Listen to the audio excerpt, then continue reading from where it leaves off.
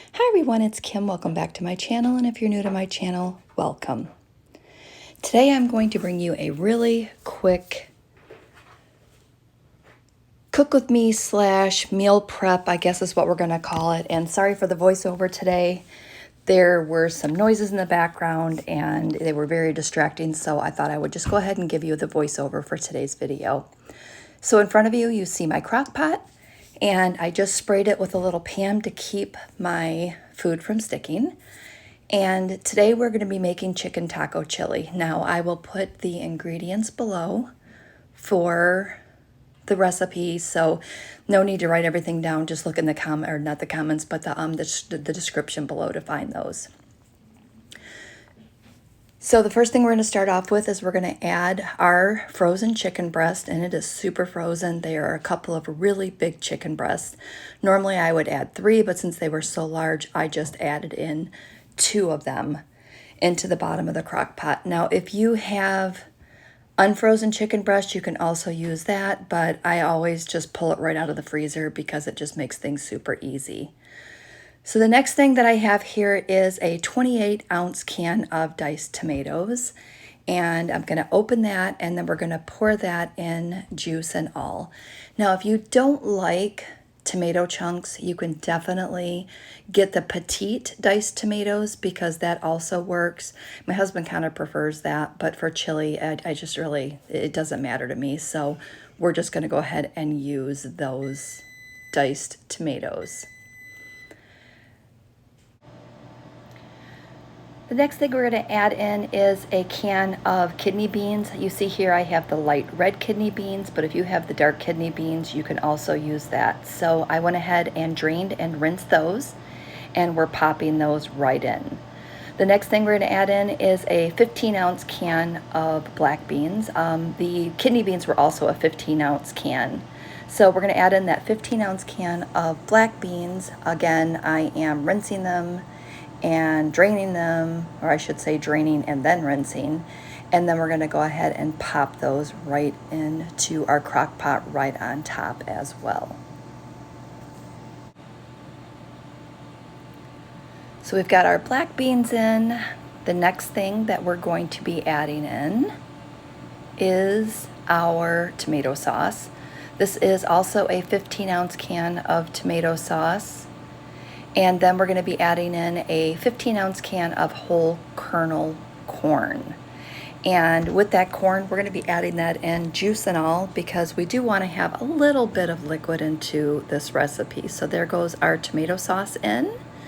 And again, we're just dumping this all in together. It just makes it super easy for this dump and go type recipe.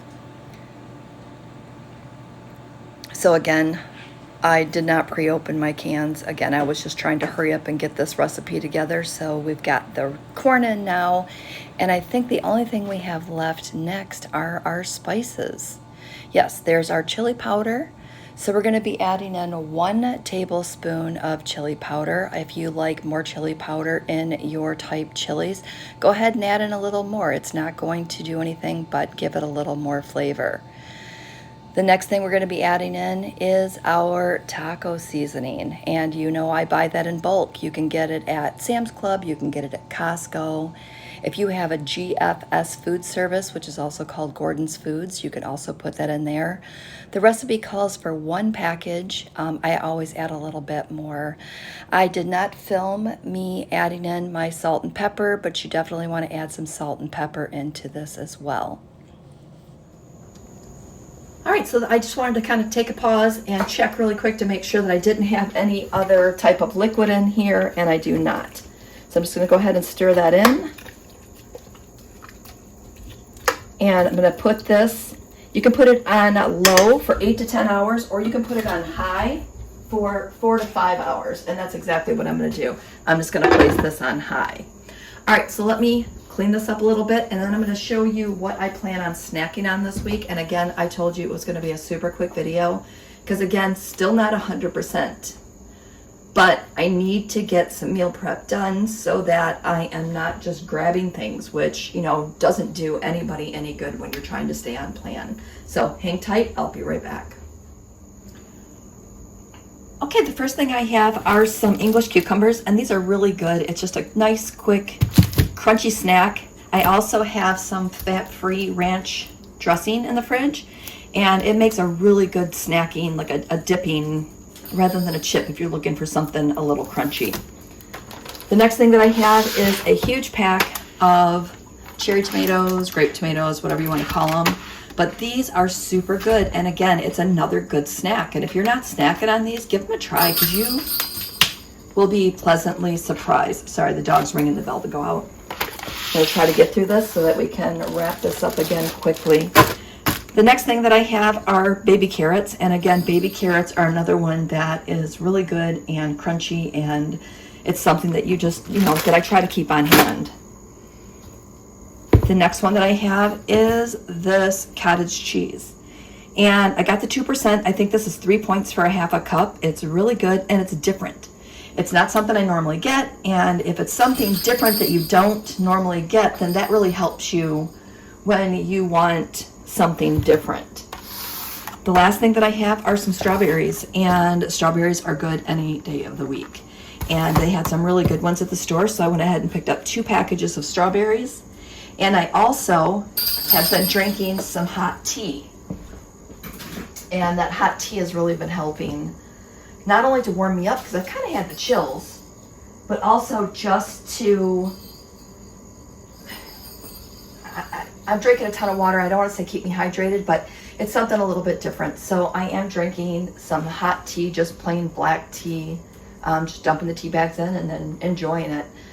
But that is it. I'm going to come back. I'm going to show you what the chicken taco chili looks like once it's done. And with that said, I am going to, again, quickly, it's just going to be a quick video. Okay, so you thought you were going to see a clip of my food, but that's not what you're getting. You're going to get me. So what happened is my crock pot died. I had not had it that long. I'm not sure what was going on.